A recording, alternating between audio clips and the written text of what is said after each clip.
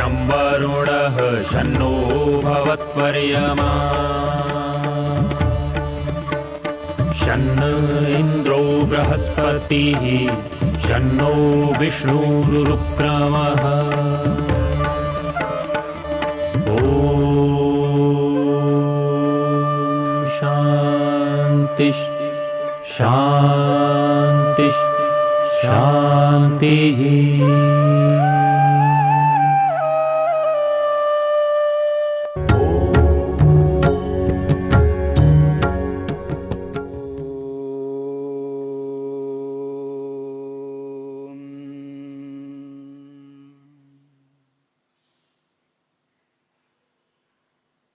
जप की विधि को लेकर के हम विचार कर रहे हैं।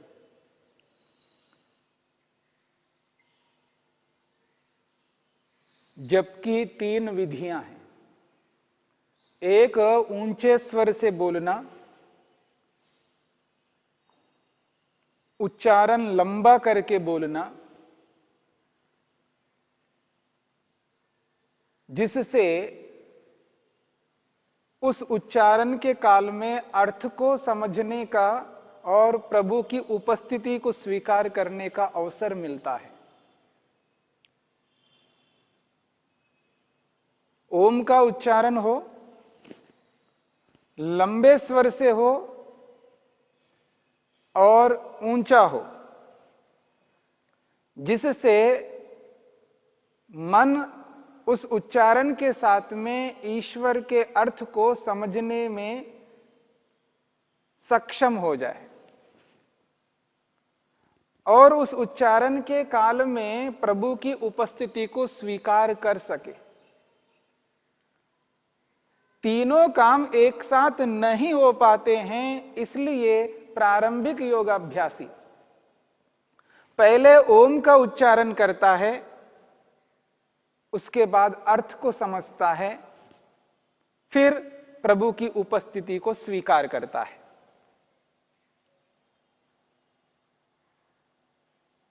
वाक्य के माध्यम से भी और मंत्र के माध्यम से भी।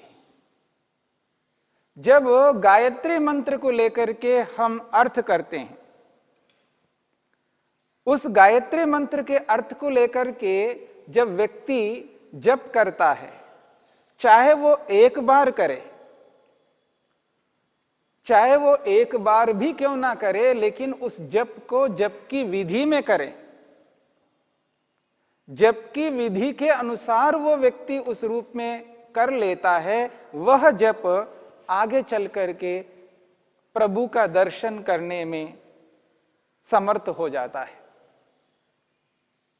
जप का जो परिणाम है वो प्रभु दर्शन है, प्रभु का साक्षात्कार है।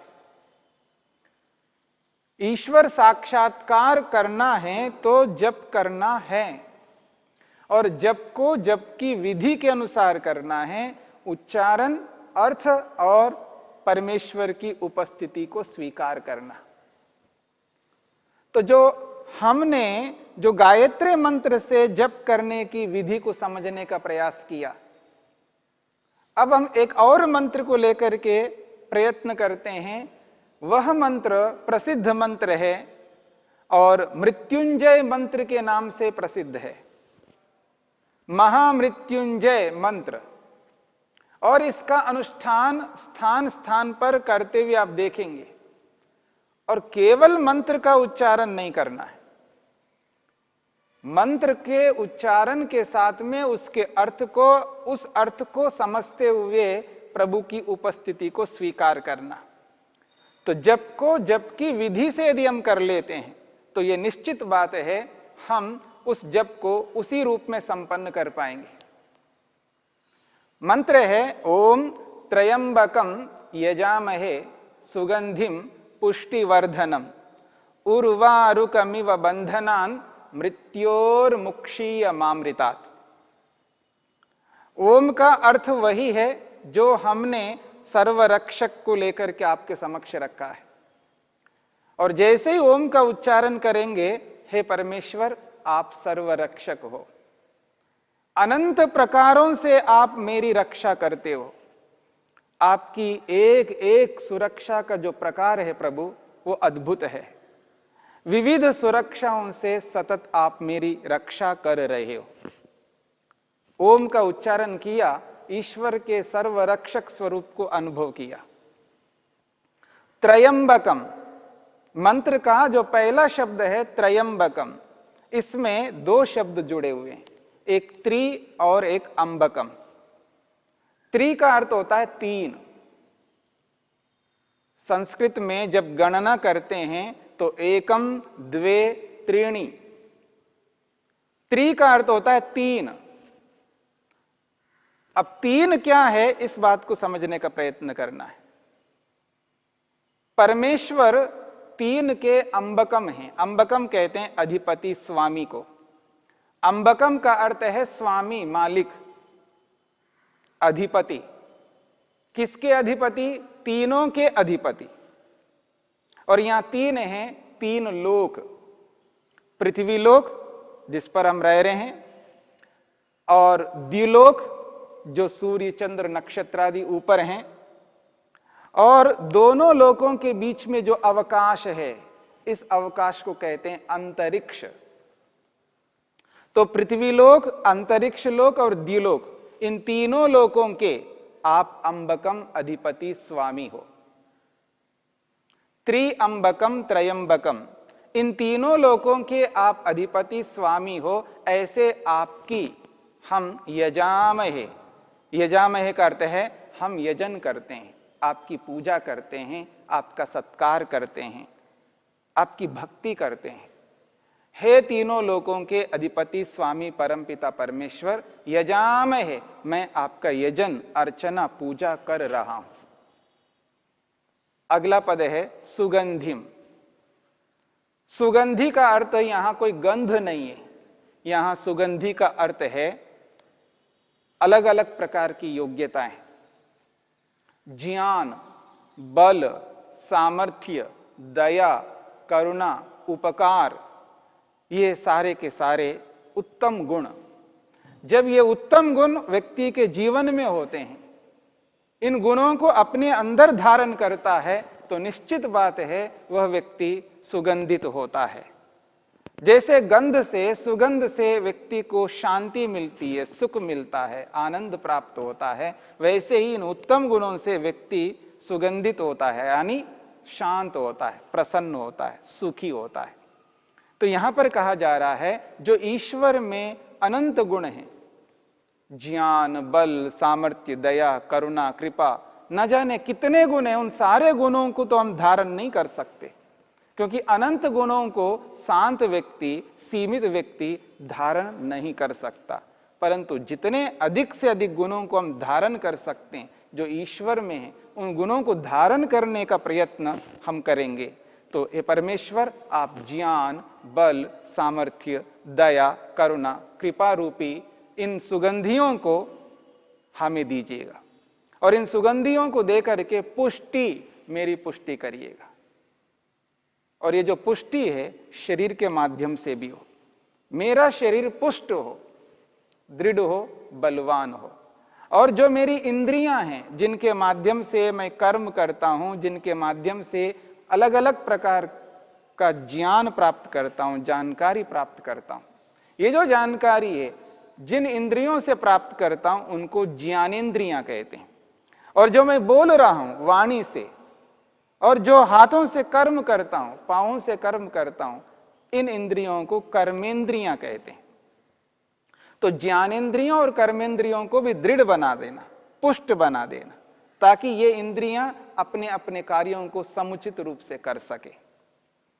तो शारीरिक रूप से भी पुष्टि चाहिए, और ऐन्द्रियक, इंद्रियों के माध्यम से इंद्रियों की भी पुष्टि चाहिए। ये जो मेरा मन है, इस मेरे मन को भी पुष्ट करना, यह उचित कर्म कर सके, उचित विचार उत्पन्न कर सके, श्रेष्ठ विचारों को ही उठा सके, तो मन को भी पुष्ट करना। और जो मेरी बुद्धि है, जो निर्णय करने का सामर्थ्य है, उसको भी दृढ़ करना, पुष्ट करना। तो शरीर, इंद्रियां, मन, बुद्धि और जो मेरी आत्मा है, मैं स्वयं, मेरे को भी पुष्ट करना, यानी मैं चेतित रहूं, चेतनता से युक्त रहूं, मैं ज्ञान से युक्त रहूं, मैं यह एहसास करूं कि मैं एक आत्म स्वरूप हूं। मुझ आत्मा को भी पुष्ट करना, शरीर, इंद्रियां, मन, बुद्धि और आत्मा को पुष्ट करना। सुगंधिम पुष्टि, सुगंधि को देकर के, ज्ञान, बल, दया, करुणा, परोपकार रूपी सुगंधि को देकर के मुझ शरीर को, मुझ इंद्रियों को, मुझ मन को, मुझ बुद्धि को और मुझ आत्मा को, यानी ये सब कुछ मैं हूं, इनको पुष्ट करना और पुष्ट करके वर्धनम, उन्नत करना, महान बना देना, श्रेष्ठ बना देना, उत्कृष्ट बना देना। त्रिअंबकम त्रयंबकम यजामहे सुगंधिम पुष्टिवर्धनम। त्रिअंबकम त्रयंबकम, हे तीनों लोकों के स्वामी, अधिपति, परमपिता परमेश्वर, यजामहे, मैं आपका यजन, अर्चना, पूजा कर रहा हूं। सुगंधिम, ज्ञान, बल, सामर्थ्य, दया, करुणा, कृपा, परोपकार रूपी सुगंधि को देकर पुष्टि, मेरे शरीर को, इंद्रियों को, मन को, बुद्धि को, आत्मा को पुष्ट करो, दृढ़ बलवान बनाते हुए प्रभु वर्धनम, उन्नत करो, महान श्रेष्ठ बना दो। अब अगली पंक्ति में जाते हैं। सुगंधिम पुष्टिवर्धनम के बाद में दूसरी जो पंक्ति आपके समक्ष आएगी वो है उर्वारुकम इव, उर्वारुकम इव बंधनात् मृत्योः मुक्षीय मामृतात्। तो यहां पर कहा है उर्वारुकम। उर्वारुकम कहते हैं खरबूजे को, जो गर्मियों में हम लोग खाते हैं, खरबूजा। उर्वारुकम खरबूजा, इव कहते हैं समान, उसके सदृश, खरबूजे के समान। उदाहरण से समझाया जा रहा है। खरबूजे के समान, जिस प्रकार खरबूजा पक जाने पर बेल से स्वतः अलग हो जाता है, डंठल से स्वतः अलग हो जाता है, खरबूजा पक जाने पर स्वतः डंठल से अलग होता है, ठीक उसी प्रकार ये परमेश्वर मृत्योः, मृत्यु रूपी बंधनात्, बंधन से, मृत्यु रूपी बंधन से खरबूजे के भांति मैं खरबूजे के समान अलग हो जाना चाहता हूं, मृत्यु से अलग होना चाहता हूं, मृत्यु को प्राप्त होना नहीं चाहता हूं, बार बार मृत्यु को प्राप्त करना ये मैं नहीं चाहता हूं, मृत्यु से अलग होना चाहता हूं। तो मृत्योः बंधनात्, मृत्यु रूपी बंधन से मुझ आत्मा को अलग करना प्रभु। मां अमृतात्, मां का अर्थ है नहीं, क्या नहीं? अमृतात्, अमृत से, आनंद से। हे परमेश्वर, आपका जो अपार आनंद है, उस आनंद से मुझ आत्मा को मां अलग नहीं करना, मुझ आत्मा को आनंद से युक्त कर देना। उर्वारुकम इव, खरबूजे के समान, जिस प्रकार खरबूजा पक जाने पर डंठल से अलग होता है, ठीक उसी प्रकार मृत्योः, मृत्यु रूपी बंधनात्, बंधन से, मृत्यु रूपी बंधन से मुझ आत्मा को अलग कर देना प्रभु। मुक्षीय, मुक्षीय का अर्थ है अलग करना, और अलग करके अमृतात्, आनंद रूपी अमृत से मुझ आत्मा को मां अलग नहीं करना। एक ओर आनंद रूपी अमृत से अलग नहीं करना और एक ओर मृत्यु से अलग कर देना, मृत्यु से हटाना और आनंद से युक्त करना। यही मेरा उद्देश्य है, यही मेरा लक्ष्य है, यही मेरा प्रयोजन है। इस संसार में रहते हुए मैं परमेश्वर संसार के समस्त पदार्थों को साधनों के रूप में प्रयोग करता हुआ और आपके नित्य आनंद को प्राप्त करना चाहता हूं। ये जो अर्थ है मंत्र का, इस अर्थ को बोलने के बाद, इस अर्थ को समझने के बाद प्रभु की उपस्थिति को भी स्वीकार करना। हे परमेश्वर, आप मुझे देख सुन जान रहे हो, आपकी उपस्थिति में उपस्थित हूं, आपके समक्ष हूं, आप में मैं हूं, मैं आप में हूं, आप मुझ में हो। मैं आपकी उपस्थिति में उपस्थित होकर ही आपका जप कर रहा हूं। तो शब्द का उच्चारण, मंत्र का उच्चारण करने के बाद में अर्थ को जानना, अर्थ को जान करके प्रभु को एहसास करना, उसकी उपस्थिति को अनुभव करना। जप तो कोई भी कर सकता है, जप तो कोई भी कर सकता है, पर केवल जप हमें नहीं करना है। जप तो कोई भी कर सकता है का अभिप्राय है, उच्चारण तो कोई भी कर सकता है। माला लेकर के कितना ही आप जप कर सकते हैं, उसका अर्थ वैसा नहीं होगा जैसे अर्थ के साथ में, प्रभु की उपस्थिति के साथ में हम करेंगे। तो परमेश्वर की जो उपस्थिति है, उसकी उपस्थिति को अनुभव करते हुए जब जप करेंगे तो वह जप वास्तव में लाभकारी है। परिणाम आत्मदर्शन है, प्रभु का दर्शन है। महर्षि पतंजलि ने इसीलिए कहा, ततः उस जप से प्रत्यक चेतनाधिगम, उस जप को करने से प्रत्यक चेतनाधिगम, अंतरात्मा की प्राप्ति, अंतरात्मा का दर्शन, यानी आत्मा का दर्शन होता है। यदि आत्मा का दर्शन करना है तो जप को जप के रूप में करना है, केवल मंत्र का उच्चारण नहीं, केवल वाक्य का उच्चारण नहीं, केवल शब्द का उच्चारण नहीं। माला लेकर के आप 1000 बार बोलो, 1,00,000 बार बोलो, संख्या में ध्यान रहता है, ईश्वर में ध्यान नहीं रहता है। और उस जप को करते हुए भी व्यक्ति दूसरे कर्मों को भी करता है। जब भी करता जा रहा है, माला को फेरता जा रहा है और बीच में कोई काम आता है, वो काम भी वह करता है, किसी को डांटता भी है और किसी को धमकाता भी है और किसी को प्यार भी देता है। यानी लौकिक कर्मों को करता हुआ व्यक्ति जप करता जा रहा है और उसका ध्यान रहता है, अभी 50 हुए हैं, 100 हुए हैं, 1000 हुए हैं, 10,000 हुए हैं, अब तो मेरे को 1,00,000 पूरा करना है। मन उसका 1,00,000 में है, मन उसका संख्या में है, मन ईश्वर में नहीं है। और जिस शब्द का उच्चारण कर रहा है, उस शब्द का अर्थ जो है वो समझ नहीं पा रहा है। ईश्वर न्यायकारी है, ये इसको समझ में नहीं आ रहा है। यदि न्यायकारी समझ में आता है, ओम का उच्चारण करता हुआ ईश्वर के न्याय को सामने रखता है, तो वो अन्याय नहीं कर सकता।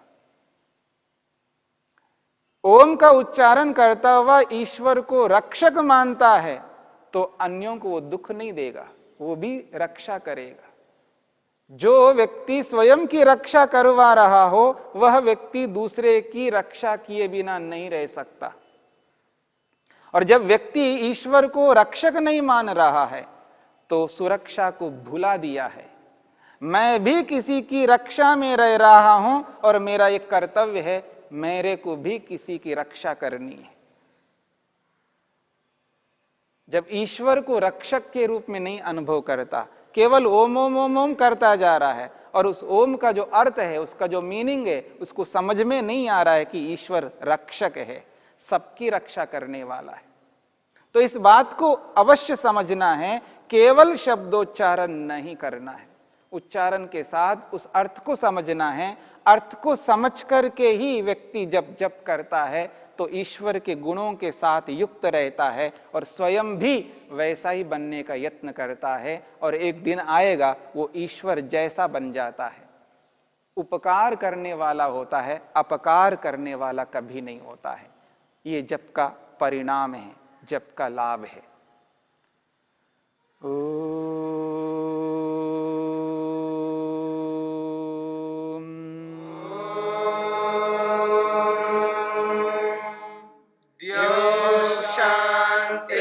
शांतिरंतरिक्षं शांतिर्पृथिवी शांतिरापः शांतिरोषधयः शांतिः वनस्पतयः शांतिर्विश्वे देवा शांतिर्ब्रह्म शांति सर्वं शांति शांतिरेव शांति क्षमा शांतिरेधि। ओम शांति शांति शांति।